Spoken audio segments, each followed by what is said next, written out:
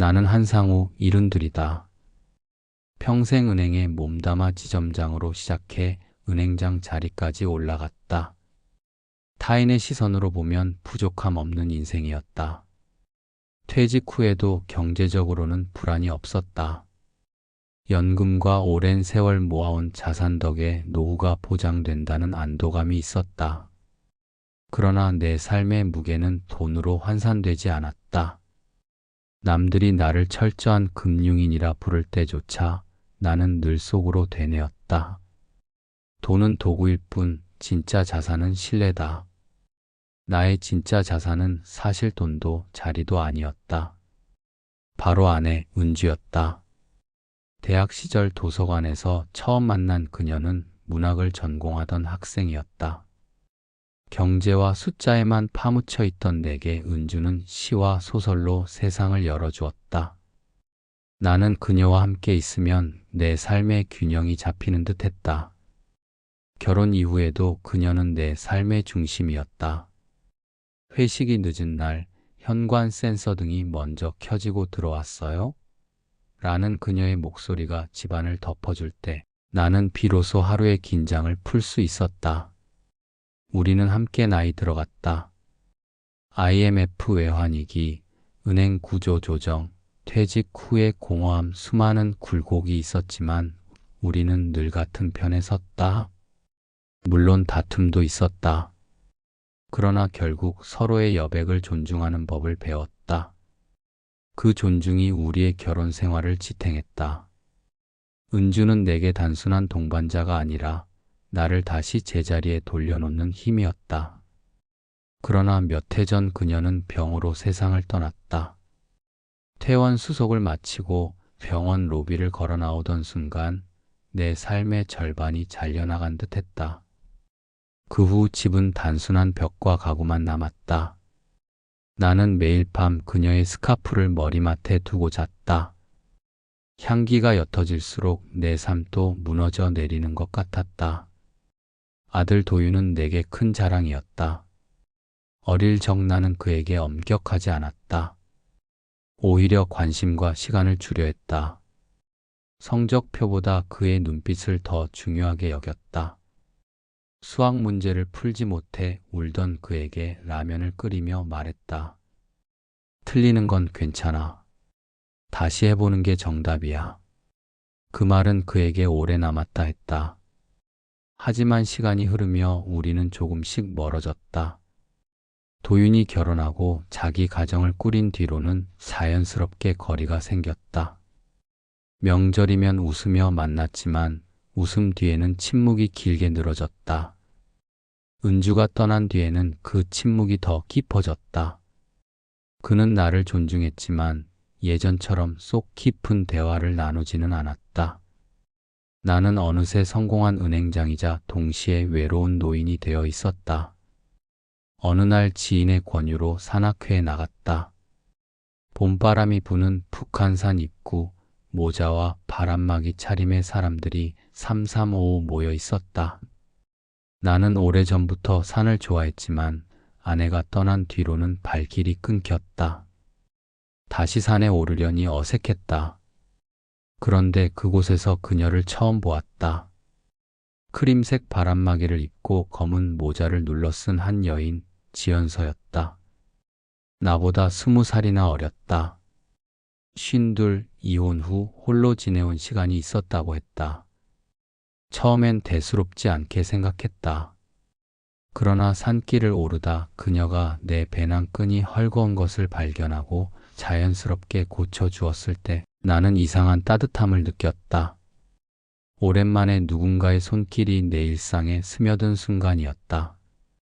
우리는 돌계단을 오르며 이런저런 대화를 나눴다.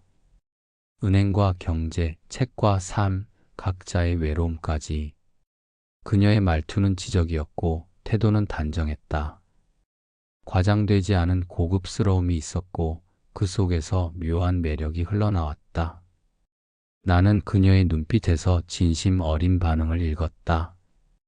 정상에 올라 함께 점심을 먹으며 나는 알았다.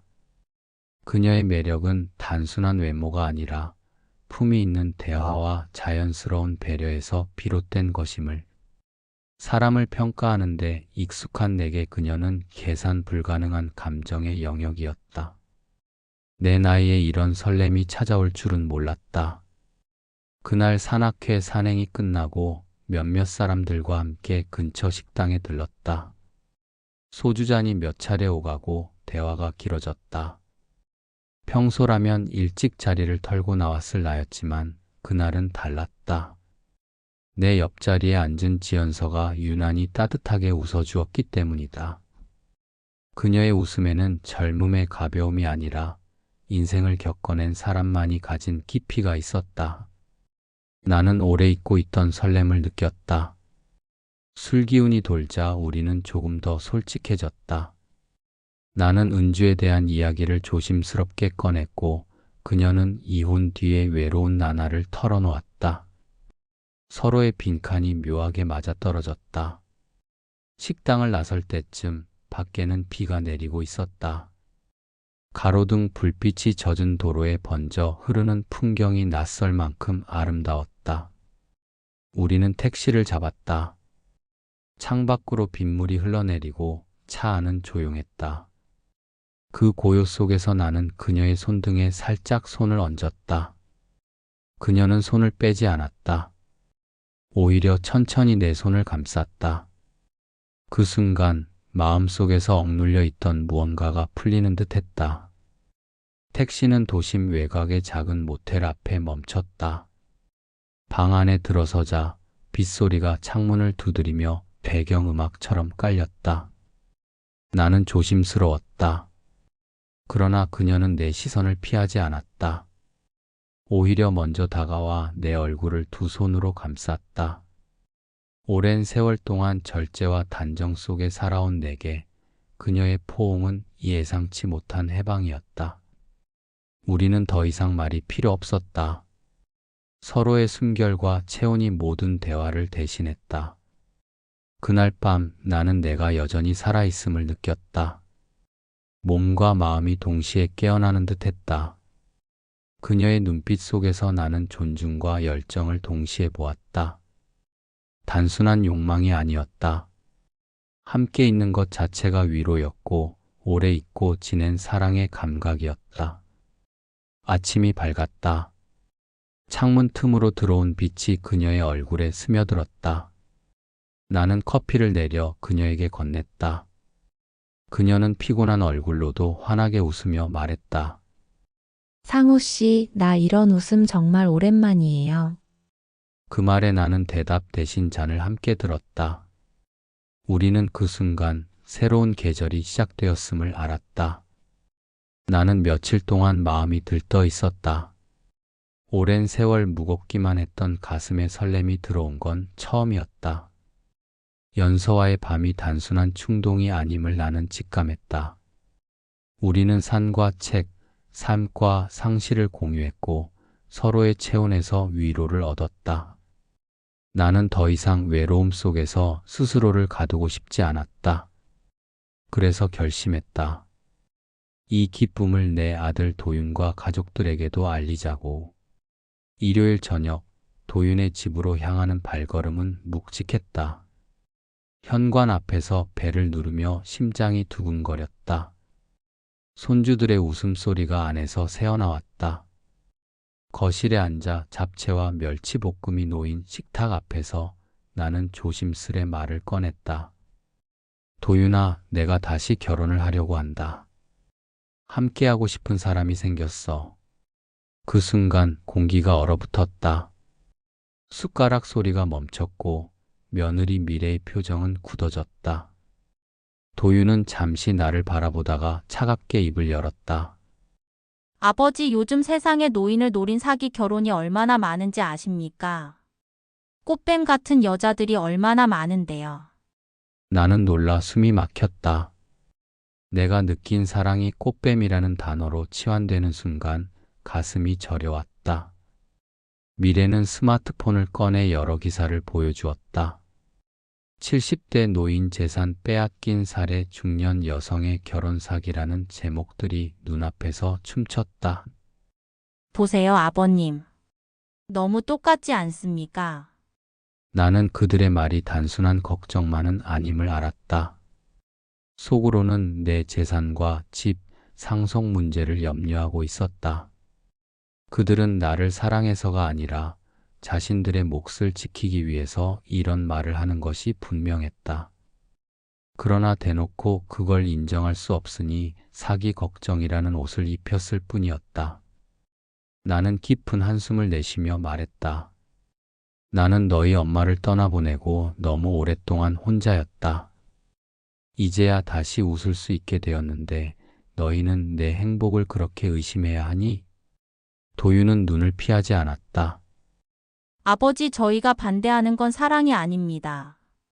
리스크예요. 재산, 집, 건강, 이건 저희 가족 모두의 문제입니다. 그의 목소리는 단호했다. 사랑이 숫자와 조건으로만 계산되는 듯한 순간 나는 큰 벽에 부딪힌 기분이었다. 내 마음속의 간단한 문장, 나 행복하고 싶다. 그 한마디가 이렇게 복잡하게 꼬일 줄은 몰랐다. 나는 그날 밤 잠을 이루지 못했다. 도윤의 말이 가슴에 박혀 떠나지 않았다. 그가 진심으로 걱정하는 부분도 있을 것이다. 그러나 그 걱정의 이면에 감춰진 욕심 또한 나는 모르는 바 아니었다. 나는 내 행복을 지키면서도 동시에 자식들의 우려를 불식시킬 방법이 필요했다. 다음 날 나는 로펌을 찾아갔다. 변호사 박지우는 차분한 태도로 내 이야기를 들었다. 나는 솔직하게 말했다. 나는 재혼을 하고 싶습니다. 그러나 자식들이 재산 문제와 사기 결혼을 우려합니다. 서로 안심할 방법이 필요합니다. 박 변호사는 곧바로 메모를 하며 말했다. 핵심은 투명성입니다. 오해를 줄이고 분쟁을 예방하는 장치가 필요합니다. 그녀는 혼인계약서 초안을 제시했다.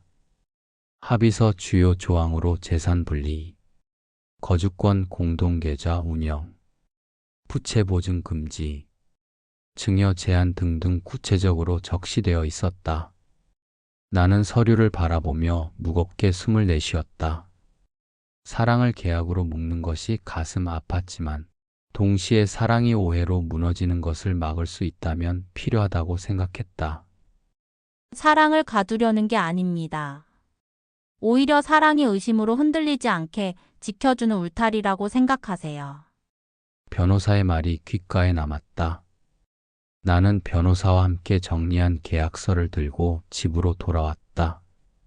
며칠을 고민하다 결국 도윤을 불렀다. 그는 거실 소파에 앉아 팔짱을 낀 채 나를 바라보았다. 나는 조심스레 서류를 내밀며 말했다. 내가 걱정하는 부분 전부 담았다. 재산 분리, 상속 보장, 생활비 제한 다 넣었어. 이제 안심할 수 있겠니? 도윤은 한참 동안 서류를 넘겨봤다. 눈길이 조항 위를 천천히 옮겨 다녔다. 나는 그의 표정에서 조금은 안도감을 찾고 싶었지만 뜻밖에도 그는 깊은 한숨을 내쉬며 서류를 내려놓았다. 아버지, 이게 중요한 게 아닙니다. 그의 목소리는 차분했지만 단단했다. 계약서로 다 막을 수 있다고 생각하시겠지만 제가 걱정하는 건 돈이 아닙니다. 저는 아버지가 상처받을까봐 두려운 겁니다. 나는 말문이 막혔다. 예상치 못한 대답이었다. 도윤은 잠시 시선을 떨구더니 이내 다시 나를 바라보았다.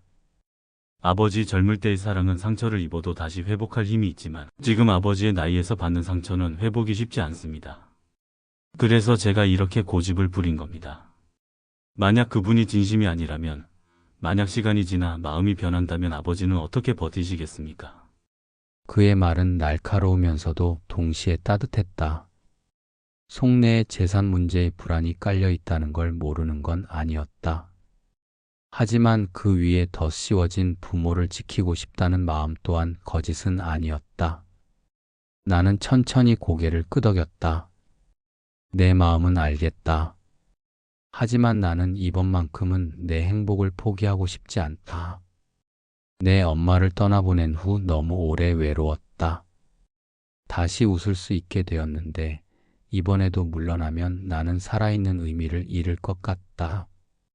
도윤은 아무 말도 하지 않았다. 그러나 그의 표정은 조금 흔들렸다. 서류가 아니라 내 진심이 그를 움직이기 시작한 것 같았다. 다음 날 나는 계약서 초안을 들고 연서를 만났다. 카페 창가, 빗물이 흘러내리는 유리창 너머로 사람들의 발걸음이 분주했다. 나는 떨리는 손끝으로 서류를 건넸다. 연서는 의미를 알 수 없는 미소를 지었다. 상호 씨, 이렇게 꼼꼼하게 준비하셨군요. 그녀는 문장 하나하나를 읽으며 고개를 끄덕였다. 그러나 페이지가 넘어갈수록 그녀의 눈썹은 점점 찌푸려졌다. 거주권 10년 증여 제한 연명 치료 결정은 아들에게. 그녀가 조용히 읊조렸다. 순간 내 심장이 내려앉았다. 그녀의 눈동자에 스친 빛은 서운함이었다. 이건 필요하다는 건 알겠어요. 하지만 마음이 너무 서늘해지네요. 그녀의 목소리는 낮았지만 그 안에는 분노와 슬픔이 섞여 있었다. 나는 황급히 설명했다. 연서 씨, 이건 당신을 의심해서가 아닙니다. 오히려 당신을 지키기 위해서예요. 내 자식들이 혹시라도 당신을 향해 던질 의심으로부터 보호하려는 거예요. 하지만 그녀의 입술은 굳게 다물렸다. 그녀의 뺨이 살짝 붉어졌다. 상호 씨, 사랑이라는 게 계약서로 확인해야만 하는 건가요? 내가 당신을 만난 게 돈 때문이라는 전제를 깔고 시작하는 건가요? 그녀의 말에 나는 아무 대답도 하지 못했다. 머릿속에선 변호사의 말이 맴돌았다.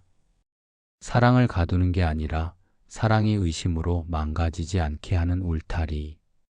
그러나 지금 연서가 느끼는 건 울타리가 아니라 감옥일 터였다. 나는 손을 내밀었지만 그녀는 가방을 챙기며 자리에서 일어났다.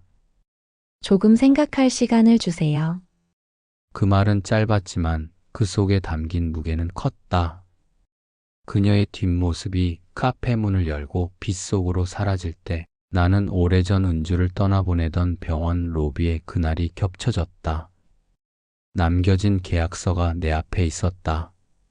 나는 그것을 바라보며 과연 이종희가 나의 사랑을 지키는 울타리인지 아니면 그녀의 마음을 베어버린 칼날인지 스스로에게 물었다. 대답은 나오지 않았다. 그 후로 며칠 동안 나는 완전히 중간에 끼인 신세가 되었다. 도윤은 하루가 멀다 하고 전화를 걸어왔다. 아버지 기사 보셨어요?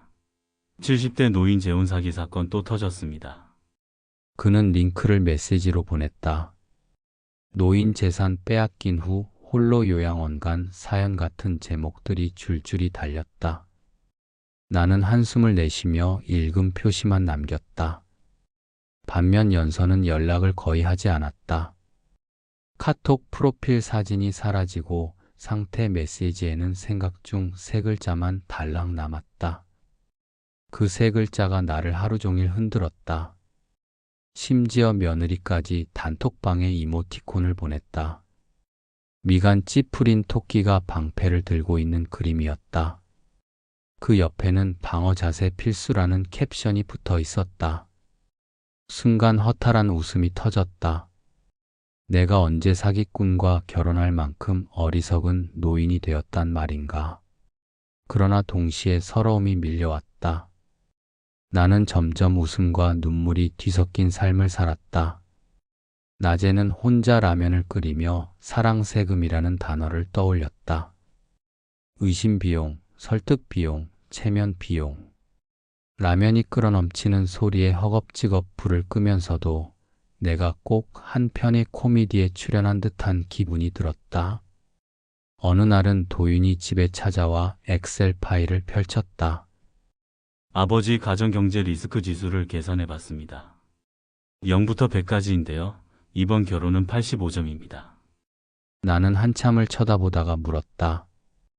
도윤아, 내 엄마가 살아 있었다면 뭐라고 했을까? 그 순간 그의 커서가 화면에서 멈췄다. 바로 그때 초인종이 울렸다. 현관문을 열자 연서가 서 있었다. 그녀의 얼굴은 단호했다. 우리 도망갈까요? 그녀가 그렇게 말했을 때 나는 참을 수 없이 웃음이 터졌다. 어처구니 없는 상황이지만 그 웃음 속에는 진심이 섞여 있었다. 그러나 나는 알았다. 달아나는 건 답이 아니었다. 달아났다가 돌아오면 우리는 오늘보다 더 멀어질 것이다. 나는 그 자리에서 가만히 고개를 저으며 말했다. 연서 씨, 나는 도망치고 싶지 않아요. 오히려 싸워야 할 것 같아요. 그 순간 옆에 있던 도윤은 황당하다는 듯 웃음을 터뜨렸다. 아버지, 이거 드라마 찍는 겁니까? 막장 드라마보다 더 막장이네요. 그 말에 나도 웃음을 터뜨렸다. 삶이 코미디 같아도 그 안에서 나는 진지하게 내 사랑을 지키고 있었다. 연서와 거리가 생긴 며칠 뒤 낯선 번호로 전화가 왔다. 자신을 김준혁이라고 소개했다. 연서의 아들이었다. 그는 어머니가 흔들리고 있다고 했다. 아무 말도 못하고 숨을 고르는 내게 그가 조심스럽게 부탁했다. 한 번만 만나주실 수 있을까요? 누나도 함께 뵙고 싶어 합니다. 받으니 젊은 남자의 낮고 또렷한 목소리였다. 어색한 침묵 끝에 우리는 시내 카페에서 보기로 했다. 약속 시간보다 10분 일찍 도착했는데 두 남매는 이미 자리에 앉아 있었다. 깔끔한 줄무늬 셔츠의 준혁은 고개를 숙여 정중히 인사했다. 다은은 카디건을 고쳐 입으며 먼저 연락드려 죄송해요 라고 말했다. 두 사람의 태도는 생각보다 침착했고 표정에는 방어보다 호기심과 책임이 섞여 있었다. 나는 오래된 습관처럼 상대의 말투, 손끝의 움직임, 눈빛의 결을 살폈다. 어딘가 익숙했다. 나도 젊을 때 저렇게 부모를 설득하려 애쓴 적이 있었으니까. 먼저 준혁이 입을 열었다. 처음엔 솔직히 불안했습니다. 어머니가 많이 상처받고 살아오셔서 혹시라도 또 다칠까 봐요. 그는 잠시 말을 고르고 내 눈을 똑바로 보았다. 그런데 최근에 어머니를 봤습니다. 웃고 있더군요. 되게 오랜만이었습니다. 그 웃음을 본 순간 자신도 마음이 바뀌었다고 했다. 웃음은 연기가 안 되잖아요. 옆에 있던 딸도 고개를 끄덕이며 말을 이었다. 아드님 입장도 이해해요. 저라도 그렇게 생각할 수 있겠다 싶었어요. 여자한테 당하는 노인분들이 한둘이야. 세상이 그렇게 말하니까요. 그런데 진짜 사랑하시면 사랑만 보세요. 돈은 계약이 지켜주고 사랑은 사람이 지켜요. 그녀는 준비해온 얇은 파일을 내밀었다. A사 3장짜리 약속문이었다. 나는 문장을 천천히 읽어나갔다. 어딘가 엉성하고 어색한 표현들이 귀여웠다. 그러나 그 어색함 때문에 오히려 믿음이 갔다. 계산이 아니라 체온으로 쓴 글이었다. 그 순간 내 안에서 오래된 경직이 조금 풀렸다. 고맙습니다. 말이 짧게 나왔는데 마음은 길었다. 준혁이 조심스레 물었다. 상우 어르신, 저희가 뭘 도와드리면 좋을까요?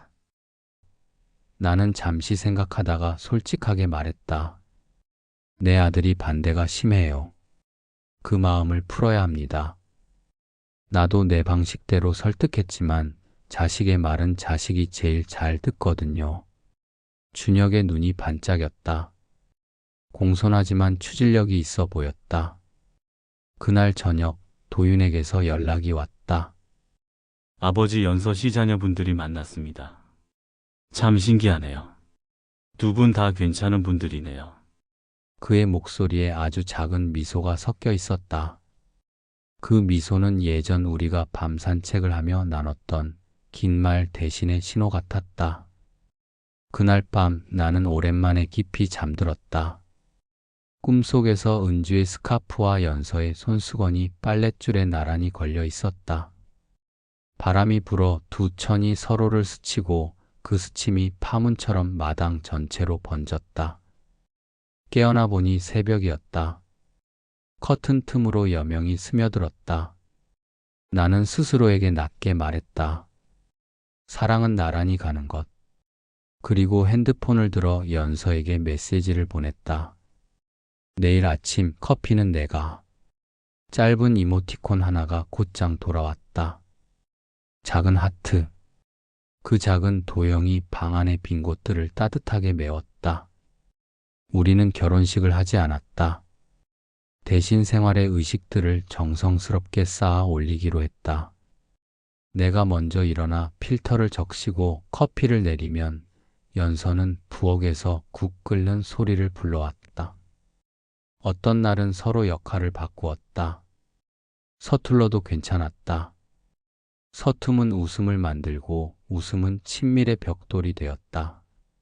늦은 오후에는 함께 동네 언덕을 걸었다. 발맞춤이 어색하면 속도를 낮추고 발이 맞으면 잠깐 더 빠르게 걸었다. 팔짱을 끼면 내 팔과 그녀의 팔 사이에 작은 온도가 생겼고 그 온도는 밤까지 이어졌다. 밤이 오면 우리는 말없이 등을 기댔다가 천천히 서로를 향해 돌았다. 두 사람만 아는 호흡의 간격이 있다. 숨 고르는 타이밍, 멈추어 웃는 타이밍, 다시 가까워지는 타이밍. 나이가 들면 몸은 정직해지고 마음은 섬세해진다. 젊을 때의 열기는 직선으로 치닫지만 황혼의 열기는 곡선을 그리며 찾아온다. 곡선은 서두르지 않는다. 충분히 머물고 충분히 확인한다. 우리가 여전히 살아있고 함께 있고 서로를 깊이 원한다는 사실을.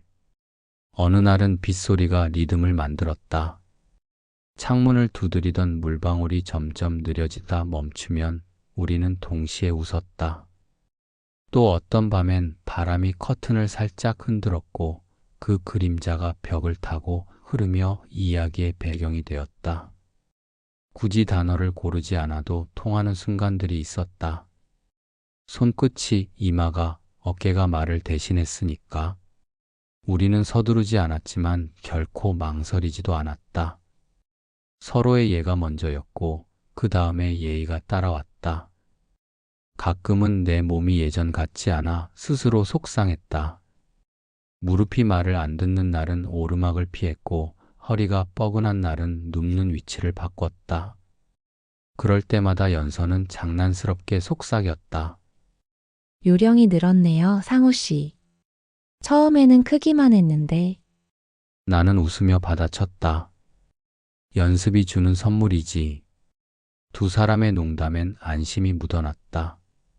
서로를 지나치게 미워하지 않고 냉소로도 밀어내지 않는 균형. 그 균형이 우리를 더 가까이 데려왔다. 정기검진을 갔던 날 의사가 내 걸음걸이가 예전보다 탄탄해졌다고 했다. 규칙적으로 움직이시나 봐요. 나는 대답 대신 어깨를 으쓱했다. 규칙적이라고 부를 수 있다면 아마도 그것은 연서와의 규칙적인 친밀 때문일 것이다. 정해진 요일이 있는 것도 아니고 알람이 울리는 것도 아니지만 우리의 몸과 마음은 서로를 향해 자연스럽게 모였다. 그 자연스러움은 오래 비워둔 방에 햇빛이 다시 들어오는 질서와 닮았다. 주말이면 작은 산에 올랐다. 정상에 도착하면 우리는 물 한 모금에 미소를 나눴다. 바람이 얼굴을 스치고 그 바람이 식으면 햇살이 등을 덮었다. 내려오는 길, 우리는 장갑을 끼고 손을 잡았다. 장갑 너머로도 손바닥에 미세한 긴장이 전해졌다. 장갑을 벗고 잡는 손과는 또 다른 온도였다. 나는 그 온도를 황혼의 온기라고 이름 붙였다. 확 뜨겁지 않지만 오래 남는 열. 밤이 되어서도 사라지지 않는 여운. 가족과의 관계도 달라졌다.